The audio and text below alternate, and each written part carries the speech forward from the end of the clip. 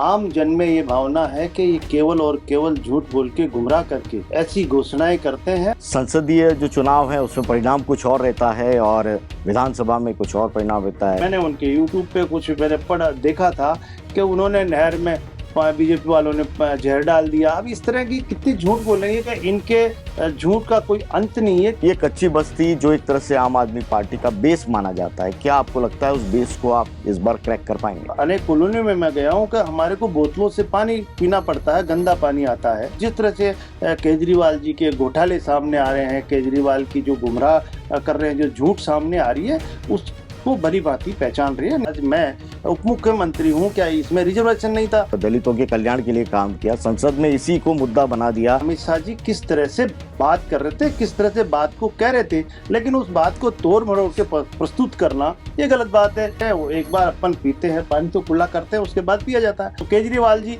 जो जन कल्याणकारी योजनाएं वो दिल्ली में होने नहीं देते हैं। जब हमारी डबल इंजन की सरकार राजस्थान में बनी तो इस एक साल में इतने काम हुए हैं, पैसे का उन्होंने दुरुपयोग किया, समय पे काम नहीं किया, उसमें भ्रष्टाचार किया। मैं दिल्ली में भी यही चाहूंगा कि अगर डबल इंजन की सरकार बनेगी तो निश्चित रूप से दिल्ली का विकास होगा। जो शराब घोटालों में कितने लोग बंद हैं, उसको तो वो साजिश का नाम देते हैं कि साजिश है। और एक साजिश हो सकती है, दो साजिश होती है, हर चीज में झूठ तो सामने आ ही रही है ना। दिल्ली के अंदर बीजेपी का इस बार आंकड़ा क्या होगा? मैं मानता हूँ कि 40 पार वहाँ पे नीचे। आज किरोड़ीलाल मीणा है, वो भी आए थे और उन्होंने बाहर मीडिया से लोगों से बात करते हुए टिप्पणियां दी कि उस सरकार में भी अपमानित था, इस सरकार में भी अपमानित था। लालजी मीणा जी शुरू से संघर्षशील है और एक अच्छे नेता है। डिप्टी सीएम का जो दूदू जिला बना था वो बड़ा बोल्ड फैसला हुआ। जिले बनाए थे वो आनन फानन में उन्होंने बना दिया। उनके एमएलएज को खुश करने के लिए उन्होंने बनाया कि वहाँ के लोग बेरोजगार नहीं रहे। इस पे ज्यादा मेरा फोकस। जिलों के पुनर्गठन को लेकर कुछ वापस से आप सोच रहे हैं? कभी न कभी तो जिले बनेंगे ही और आगे जब जनसंख्या विस्तार होता है सब होता है। नमस्कार, पंजाब केसरी राजस्थान में आपका स्वागत है और इस वक्त हमारे साथ में राजस्थान के उप मुख्यमंत्री प्रेमचंद बैरवा जी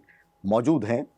प्रेमचंद बैरवा जी की जो शख्सियत है राजनीतिक रूप से वो एक डिप्टी सीएम की तो है ही, लेकिन इस वक्त और ज़्यादा मौजू हो गई है दिल्ली विधानसभा चुनाव में। लगातार आप वहाँ पर प्रचार कर रहे हैं, कई दौरे हो चुके हैं और फिर उनका जाने का कार्यक्रम बन रहा है। तो सबसे पहले दिल्ली जो विधानसभा चुनाव है उसको किस रूप में आप देख रहे हैं, क्योंकि आपने नॉमिनेशन के वक्त भी गए थे और इलेक्शन कैंपेन भी किया है, तो वहाँ क्या तस्वीर बन रही?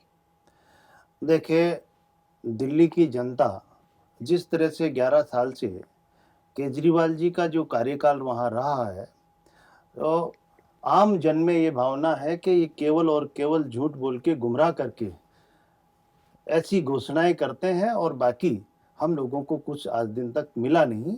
इसको लेकर भारतीय जनता पार्टी पे उनका विश्वास है और माननीय यशस्वी प्रधानमंत्री नरेंद्र मोदी जी पे विश्वास है कि माननीय नरेंद्र मोदी जी ने विश्व में एक हिंदुस्तान का नाम बढ़ाया, एक विजन के साथ काम करते हैं और एक लास्ट की पंक्ति में बैठे व्यक्ति को समाज की मुख्य धारा में लाने के लिए जन कल्याणकारी योजनाओं के द्वारा आम जो हमारा समाज में पीछे रह गया उसको ऊपर लाने का काम कर रहे हैं। ऐसे ऐसे कार्य उन्होंने करके दिखाए हैं जो हमारी पीढ़ियां जिनके बारे में सोचती थी। राम मंदिर हुआ, 3 तलाक हुआ, इस तरह के काम भी उन्होंने उनके कार्यकाल में किए हैं। और आज भी जिस तरह से अगर उन्होंने जिस तरह से काम कर रहे हैं कि मेरा समाज, मेरा 4 समाज वो मान के काम कर रहे हैं, एक गरीब, एक किसान, एक युवा और एक महिला, उनको लेकर उनके लिए अलग अलग प्रकार से एक कार्य योजना करके और उनको ऊपर लाने का काम वो कर रहे हैं। आप कह रहे हैं कि वहाँ पे बहुत कुछ काम हो रहा है, लेकिन संसदीय जो चुनाव है उसमें परिणाम कुछ और रहता है और विधानसभा में कुछ और परिणाम रहता है। 17% से ज़्यादा वहाँ पे दलित हैं, वोटर्स हैं, 600 से ज़्यादा कच्ची बस्ती हैं। देखिए, केजरीवाल जी ने पहले का कार्यकाल रहा जिसमें उन्होंने गुमराह किया और दोबारा भी उन्होंने कहा कि मुझे समय कम मिला है, मुझे और समय चाहिए, यह कह के उन्होंने फिर दोबारा वो आए। लेकिन आज भी उनका यही है कि मेरे जो सोच थी, मेरी जो परिकल्पना थी वो पूरी नहीं कर पाया हूँ, मुझे और समय चाहिए। इस तरह से करते करते वो कुछ कर नहीं पा रहे हैं और कुछ विजन के साथ काम नहीं करते हैं, इस तरह के गुमराह कर रहे हैं। अभी मैंने उनके यूट्यूब पे कुछ मैंने देखा था कि उन्होंने नहर में बीजेपी वालों ने जहर डाल दिया। अब इस तरह की कितनी झूठ बोलेंगे, कोई झूठ भी इस तरह की। अब आम जन जो शिक्षित वर्ग है, जो युवा है, महिलाएं हैं, ये सब मान चुकी हैं कि इनके झूठ का कोई अंत नहीं है, किसी भी बात को झूठे रूप में ये प्रस्तुत करते हैं। इसलिए अब आम जन भावना एक वास्तविक है, मोदी जी हमारे जो कहते हैं वो करते हैं। भारतीय जनता पार्टी की सरकार रीति नीति और संस्कारवान पार्टी है, और इसमें एक राष्ट्र हित के लिए राष्ट्र निर्माण की नीति तैयार करके और राष्ट्र हित में काम करने वाली पार्टी है। इसलिए लोगों का विश्वास भारतीय जनता पार्टी पे है, और मैं मानता हूं कि अब की बार दिल्ली में भारतीय जनता पार्टी की सरकार होगी। इस बार स्टार प्रचारकों की जो सूची आई राजस्थान से, जो दिल्ली में वहाँ प्रचार करेंगे, उसमें मुख्यमंत्री भजनलाल जी के साथ में आपका नाम, ये बताता है कि दिल्ली इलेक्शन है वो बीजेपी के लिए कितना इम्पोर्टेंट है। और ख़ास तौर से आप जिस कम्युनिटी से आते हैं, दलित समुदाय से, 17% आबादी वहाँ पर दलितों की है। जो मेरे पास डेटा है, 600 से ज़्यादा झुग्गी झोपड़ियाँ हैं। तो ये कच्ची बस्ती जो एक तरह से आम आदमी पार्टी का बेस माना जाता है, क्या आपको लगता है उस बेस को आप इस बार क्रैक कर पाएंगे? देखिए, जिस तरह से मैं आपको यही बता रहा था कि जिस तरह से झुग्गी झोंपड़ी में रहने वाले बेचारे गरीब मजदूर तबके के लोग होते हैं, उनको गुमराह करने का काम किया। लेकिन अब हम लोग उनसे जाके पूछ रहे हैं, उन्होंने कहा हमारे को अनेक कॉलोनियों में मैं गया हूं कि हमारे को बोतलों से पानी पीना पड़ता है, गंदा पानी आता है। तो एक बार गुमराह हो जाते हैं। लेकिन अब वहाँ का जो युवा है, जो आज पढ़ लिख रहा है, वो युवा इस बात को समझ रहा है कि कौन सी पार्टी और क्या कर रही है। और जिस तरह से केजरीवाल जी के घोटाले सामने आ रहे हैं, केजरीवाल की जो गुमराह कर रहे हैं, जो झूठ सामने आ रही है, उसको भली भांति पहचान रही है। निश्चित रूप से उनमें काफी बदलाव होगा। और जिस तरह से दलित समाज में जिस तरह का माननीय यशस्वी प्रधानमंत्री नरेंद्र मोदी जी ने जो हमारे बाबा साहेब भीमराव अंबेडकर का जो मान सम्मान करके हमारी समाज का उन्होंने मान सम्मान किया है, तो ये लोगों में विश्वास है कि अगर भारतीय जनता पार्टी और माननीय यशस्वी प्रधानमंत्री जी ने जो हमारे समाज का जो मान और सम्मान दिया हमारे लोगों को, आज मैं उप मुख्यमंत्री हूं, क्या इसमें रिजर्वेशन नहीं था? लेकिन उनका एक लक्ष्य है कि हम हमारे लोगों की प्रतिभा को, हमारे जो पिछड़ी जाति, हमारे गरीब लोगों को हम ऊपर लाएं, उनकी प्रतिभा को भी हम देखना चाहते हैं और उन लोगों में एक विश्वास पैदा किए। तो मेरी समाज के और मेरी जो हिंदुस्तान में रहने वाले आज मुझे सम्मान की दृष्टि से देखते हैं, और माननीय यशस्वी प्रधानमंत्री जी को सम्मान की दृष्टि से देखते हैं कि हमारे लोगों को सम्मान देने का काम किया। लेकिन संसद में इसी जिस मुद्दे को आप कह रहे हैं कि दलितों के कल्याण के लिए काम किया, संसद में इसी को मुद्दा बना दिया कांग्रेस ने, खास तौर से अमित शाह जी के बयान को लेकर, कि अम्बेडकर और संविधान को लेकर उनका जो अब बयान आपको भी पता है अमित शाह जी किस तरह से बात कर रहे थे, किस तरह से बात को कह रहे थे, लेकिन उस बात को तोड़ मरोड़ के प्रस्तुत करना ये गलत बात है। जिस तरह से हरियाणा के मुख्यमंत्री जी वह उसमें पानी को ऐसे पी रहे थे, उस फोटो को खींच के दिखा रहे हैं। वो एक बार अपन पीते हैं, पानी तो कुल्ला करते हैं, उसके बाद पिया जाता है ये जनरली। लेकिन उसको तोड़ मरोड़ के जिस तरह से बातें कहते हैं, मैं मानता हूं कि हमारी समाज में इस तरह की गुमराह करने का काम नहीं है। उसका लक्ष्य होना चाहिए हम सब मिलके एक सहयोगात्मक भावना से एक राष्ट्र हित में काम करें। हम हमारी जब तक हमारे यशस्वी प्रधानमंत्री नरेंद्र मोदी जी की जो सोच है, जो विजन है, वो यही है कि मैं विकसित भारत का सपना उन्होंने लिया है। तो विकसित भारत का सपना जब तक पूरा नहीं होगा, जब तक मेरी हर वर्ग, हर समाज का व्यक्ति, उसको रहने के लिए मकान, उसकी आर्थिक स्थिति सही हो और उसकी भूमिका एक विकसित भारत को बनाने में राष्ट्र निर्माण की भावना हो, जब जाके पूरी होगी। इस भावना को और इस विजन को लेकर हमारे यशस्वी प्रधानमंत्री जी काम करते हैं, रात दिन इन्हीं चीजों पर रिसर्च करते हैं वो, कि मैं किस तरह से मेरा विकसित भारत का सपना पूरा हो। उसमें मैं सभी से आह्वान करना चाहता हूं कि इस विजन को साकार करने के लिए हम सब वर्ग, हम सब जातियां इस चीज पे लगे कि वो माननीय यशस्वी प्रधानमंत्री जी कहीं कोई वर्ग या किसी जाति को लेकर कोई जन कल्याणकारी योजना नहीं बनाते, कोई धर्म को लेकर नहीं बनाते। जो उनकी कल्याणकारी योजना है वो केवल जो हमारी समाज से पीछे रह गए उन लोगों को ऊपर लाने का काम करते हैं। और वही तो केजरीवाल जी जो जन कल्याणकारी योजना है वो दिल्ली में होने नहीं देते हैं, क्योंकि वो उन योजनाओं का लाभ वहाँ तक पहुँचने देते। क्योंकि मैंने देखा तो वहाँ राशन कार्ड भी नहीं मिले बने लोगों के, सब वहाँ पे इस तरह की बातें सुनने को मिलती है। तो इसका मतलब वो ये सहयोग नहीं कर रहे हैं। जो विजन है हमारे यशस्वी प्रधानमंत्री जी का, और अब आम जन में ये भावना पैदा होगी जी। कि विकसित भारत का सपना पूरा करने के लिए हम आपने सब जी, सहयोग जी, करेंगे। आप दिल्ली के अंदर आपने देखा है कहीं कॉन्स्टिट्यूंसी आप कवर कर रहे हैं और जिम्मेदारियां भी हैं उस रूप में।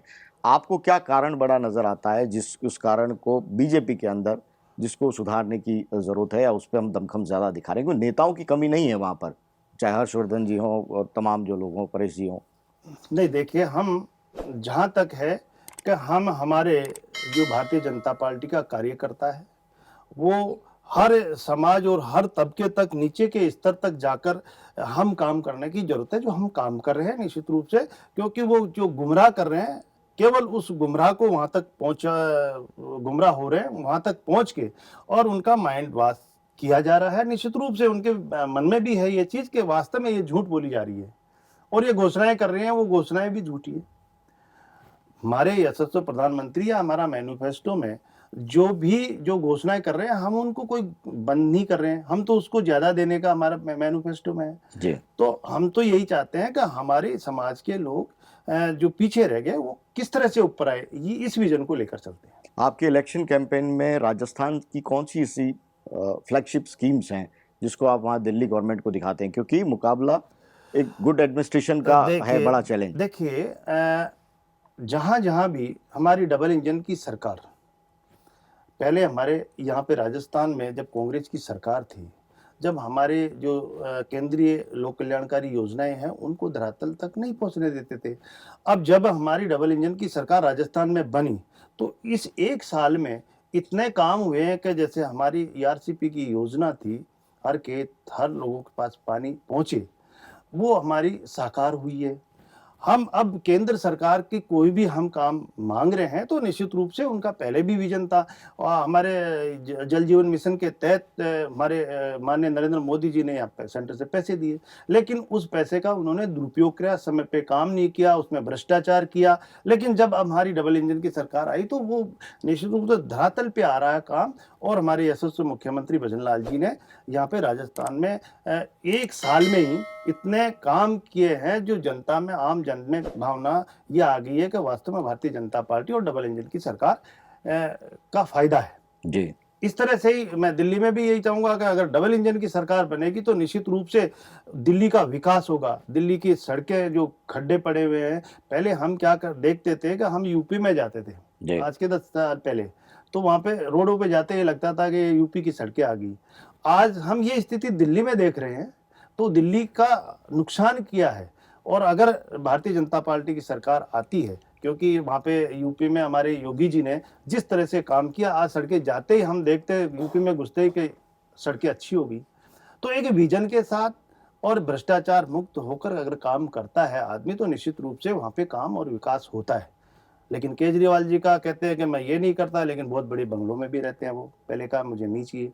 अब उन्होंने जो शराब घोटालों में कितने लोग बंद हैं, वो भी खुद भी गए हैं।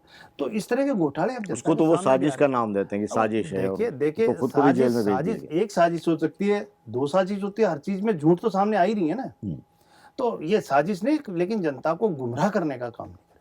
प्रेमचंद जी, कितना आपको लगता है कितनी सीटें आप चूंकि दौरे कर रहे हैं फिर जा रहे हैं दिल्ली के अंदर, बीजेपी का इस बार आंकड़ा क्या होगा विधानसभा में? मुझे जिस भावना से लोगों का जो भावना है, और भारतीय जनता पार्टी में वो विश्वास कर रहे हैं, माननीय यशस्वी प्रधानमंत्री जी पे विश्वास कर रहे हैं, उस हिसाब से मैं मानता हूं कि 40 पार वहां पे होनी चाहिए। 40 पार होनी चाहिए। राजस्थान विधानसभा की बात कर लेते हैं क्योंकि मौका है। राजस्थान विधानसभा का बजट सत्र शुरू हुआ है, अभिभाषण हुआ है। पहले तो अभिभाषण को किस रूप में देख रहे हैं? क्योंकि विपक्ष है वो जाहिर तौर पर तुरंत विधानसभा के बाहर आते हुए आलोचना कर रहा है इस अभिभाषण की।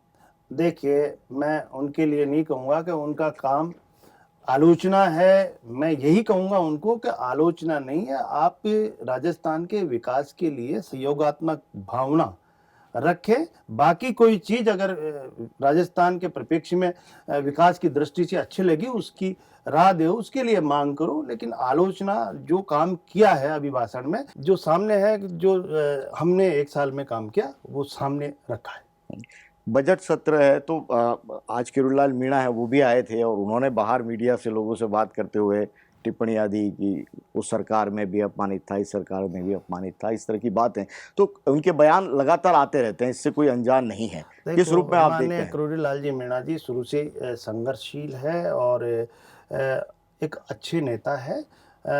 लेकिन अगर कोई चीज़ ऐसी सरकार के बारे में, हमारी भारतीय जनता पार्टी का हर कार्यकर्ता, दायित्ववान कार्यकर्ता, जिसको जो दायित्व मिलता है उसको बखूबी से निभाता है।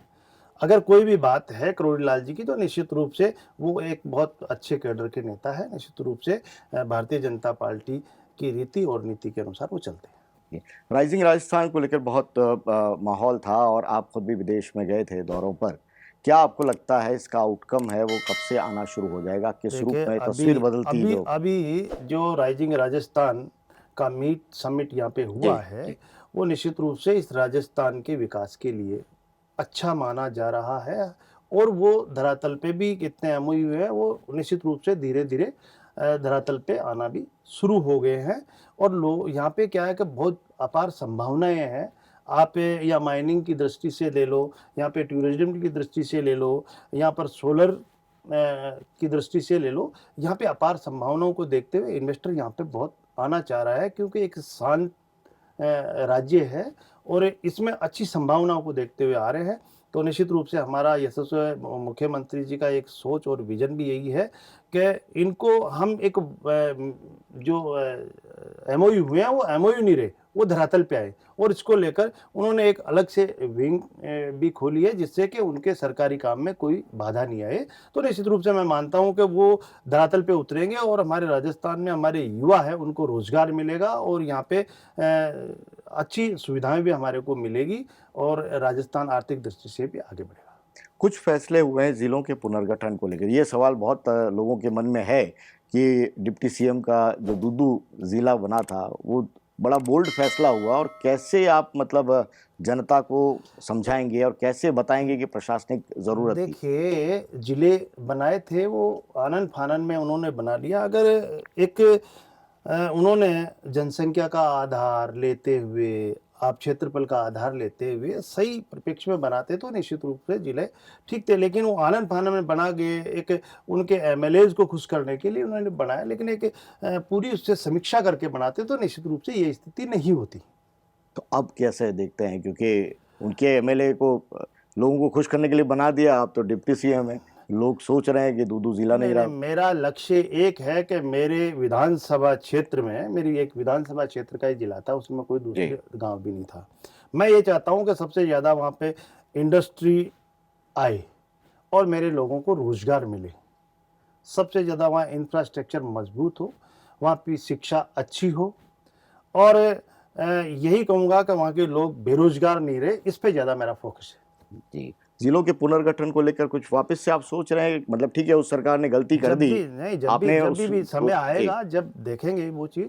उसमें दूदू भी होगा।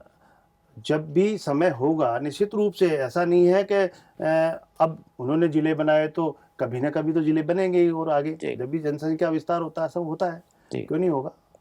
हायर एजुकेशन से जुड़े 2-3 सवाल ले लेते हैं। जैसे वहाँ पे रिक्त पद हैं, वो कैसे भरेंगे? काफ़ी समस्याएँ हैं। देखिए, हमारे करीब 2000 के करीब पद हमारे इंटरव्यू चल रहे हैं, निश्चित रूप आ रहे हैं और 750 करीब और वैकेंसीज़ हमारी अभी निकली है और धीरे-धीरे जो वही स्थिति हमारे इन्होंने राजशेष में कॉलेजें खोल के स्टाफ कम था और कॉलेजें ज़्यादा खोल दी, वही उसी तरह से उन्होंने जहाँ माँगी वहाँ दे दी। लेकिन उसको हम विद्या संबल के तहत टीचरों की व्यवस्था कर रहे हैं और उनको व्यवस्थित तरीके से चला रहे हैं। धीरे-धीरे हमारे 2000 ये आ जाएँगे, कुछ ये आ जाएँगे और धीरे-धीरे हम वैकेंसीज़ करके उनको अच्छी शिक्षा मिले बच्चों को, उसको ध्यान में रखते हुए वैकेंसीज़ को पूरी करेंगे।